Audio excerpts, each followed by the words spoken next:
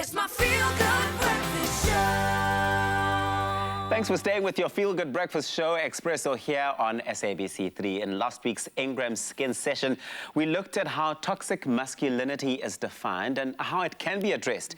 Now, parents of boys are obviously no strangers to the term boys will be boys. It's a term that's used to rationalize habits that excuse prejudice, misogyny, and they send out an overall message that men are not accountable for their actions. It's wrong.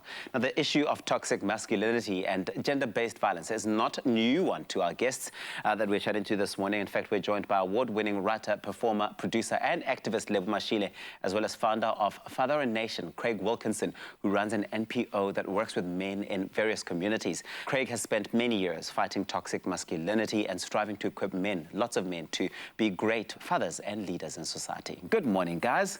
Good morning. Great to be here. Good morning to everyone. Thank you. It's great to see you both here on our Feel Good Breakfast Show. The conversation that we're about to have is unfortunately not a new one, especially in South Africa.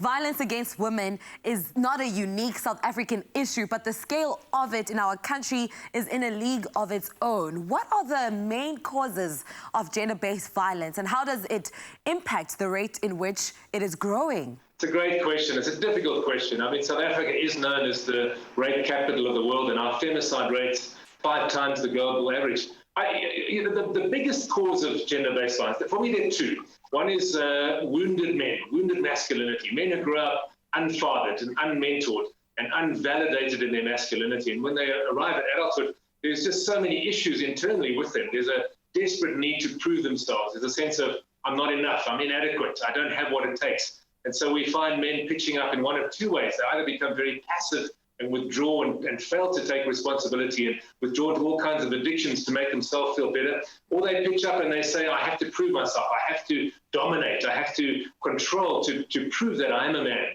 And the second reason is we have false ideas of what it means to be a man. You know, we grow up in a society where we kind of, the 4 big lies I talk about masculinity, we grow up with our sex, power, money, and big boys don't cry. You know, so men have the sense that the more women I have, the more of a man I am. An absolute lie. The more power I have, the more of a man I am. And it's not about your power, it's about what you do with it. And money, you know, I need money to be a man. And fourthly, big boys don't cry. I'm not allowed to, as a man, to be vulnerable and to show my feelings. And so if you have wounded men with a false concept of what it means to be a man, you have a serious problem. And I think at the root of all of that is fatherlessness. South Africa, some of our statistics say that up to 60% of children are growing up without a father. And a boy who grows up unfathered, unmentored, and untaught what it means to be a good man is in a dangerous situation. And I guess in that instance as well, then, Craig, even the boys who do grow up with their fathers, if they're growing up with fathers leading such bad examples, then they become the same as their fathers. And so it's a cycle that never ends. But what are the key signs and triggers that are often ignored or not discussed when it comes to this conversation, Lebo? Well, firstly, I love what Craig has said. I think it's very clear and it's honest, and it places the onus on men for their own healing and to take responsibility for what has happened to masculinity and to the men of our country. I think we have to root the behavior that we see in history. Dr. Pumla Gola talks about how rape is a language in South Africa. And I think gender-based violence, violence against women, violence against everyone who is perceived as weaker, whether it's women or queer people or children, you know, everybody outside of men.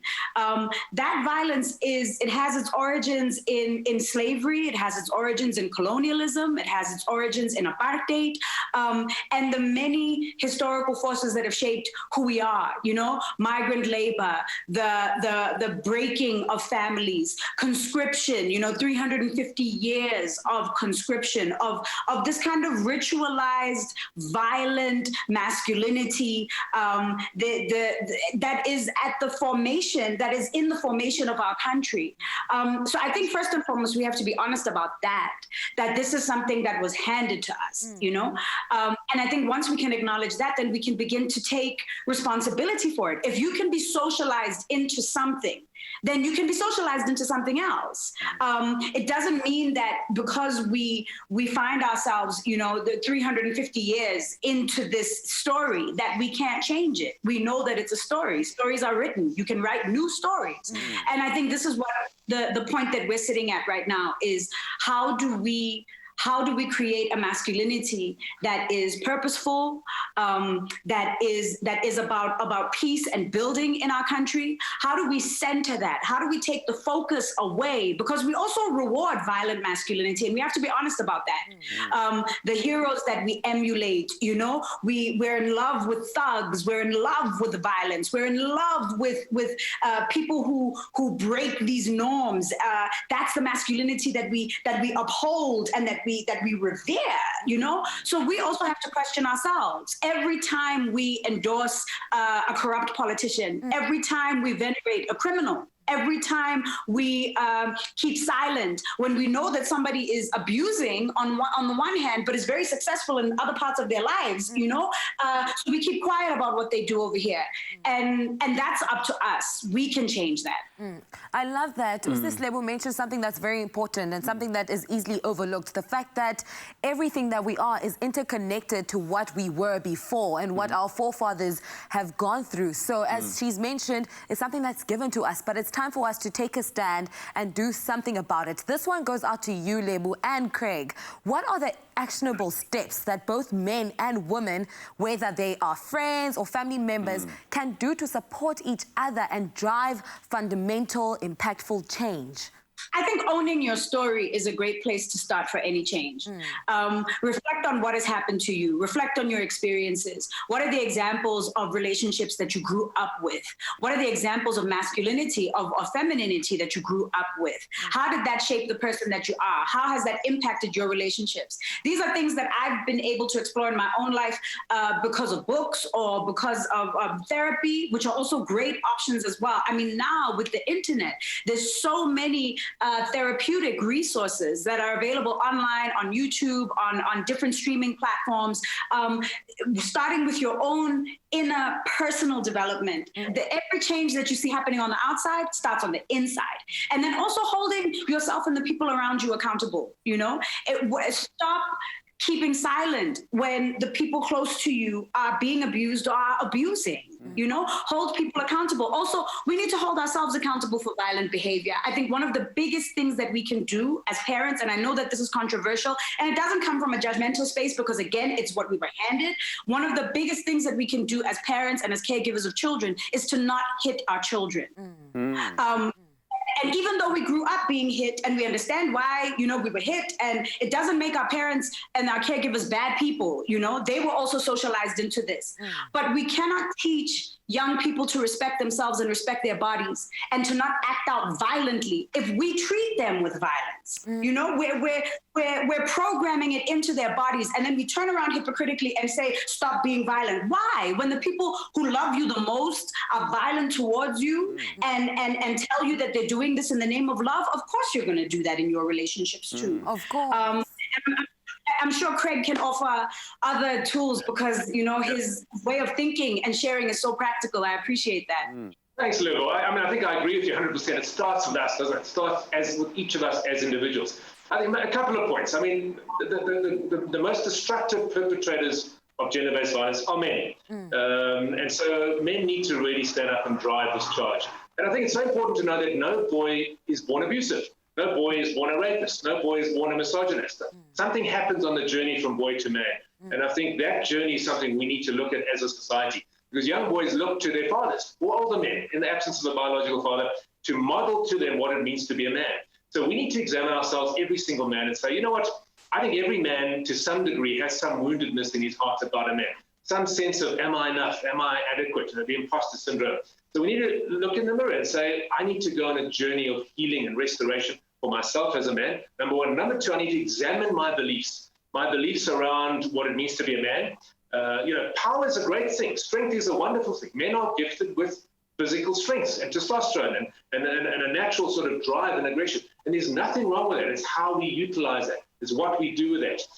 Electrical power is a great thing. It can power a whole city, but it can also kill somebody if it's misused. And the same with masculinity. So we need to examine our beliefs about what we believe masculinity is. And we also need to examine our beliefs about women. Do we believe that women are inferior? Do we believe that I can own a woman?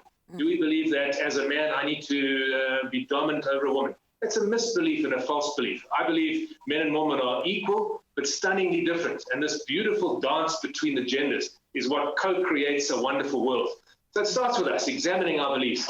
I think as women too, I mean, these are things that men need to do and drive. As a woman, I think number one thing is to not accept false masculinity. Don't accept it. If you're ever in a situation where you're feeling threatened or less than or demeaned in any particular way, draw the line and say, no, I'm not going to do that. And I think another practical thing to do is let's get allies. You know, if ever you're a man and you feel like you're leading towards being abusive, call out to people. Say, look, let's stop it in its tracks. And if you're a woman in a relationship or any kind of situation where you feel as though you're being mistreated in any way, reach out.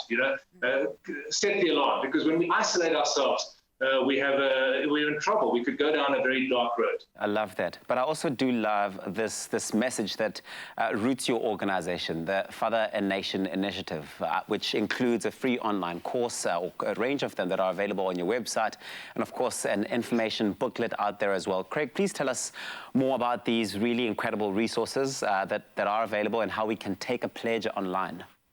Well, we're very excited. We just launched, I wrote a little book called No Excuse for Abuse, which looks at the 4 reasons why men abuse, not excuses, the 5 actions men can take, and the 5 actions women can take to add their power.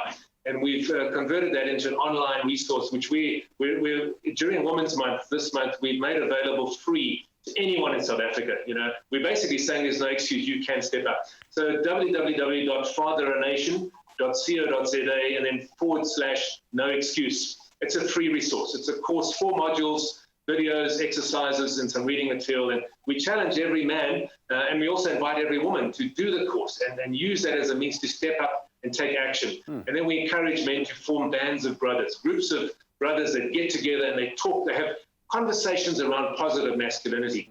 For me, the solution to toxic masculinity is healthy masculinity. We don't need to emasculate the whole of men. We need to say good masculinity is a powerful, wonderful thing. And the more men step up and be good men, the less we're going to have toxic masculinity in the world. So thank you. That's a resource available to anyone who wants to take advantage of it. And it sounds empowering. Yes, truly it's so empowering. So empowering. I love that. This conversation was absolutely wonderful. Thank you, Lebo Mashile and Craig Wilkinson, for joining us this morning. I wish we could have a longer conversation because it's a multi-layered one of which we need to get into each corner, because if you consider women occupying spaces in different industries, they're also faced with these kinds of instances, and we need to know what they can do, to feel safe in saying no, which is what has been encouraged today. Yeah. We took it from history, where it came from. We are taking it now to practical steps in how we can change the narrative and write a new story. Lebo, Craig, thank you so much for joining us. I hope that you have a fantastic Women's Month. By the way, Women's Month is every single month. Amen, sister. Really fantastic. Thank you so much, guys. I found this really powerful message from the Father and Nation that really resonated with me. It says, if we can equip and inspire enough men to use their strength to love, serve, and protect, we will turn the tide against crime, violence, abuse, corruption, and social disintegration, and build a nation that is safe, secure, and prosperous for all. It's really fantastic, and I think with all of those words said, be sure to visit their website and take the pledge, No Excuse for Abuse, the Father and Nation Initiative that includes a free online course and free booklet. Let's all really educate ourselves on the various ways that we can collectively fight against gender-based violence.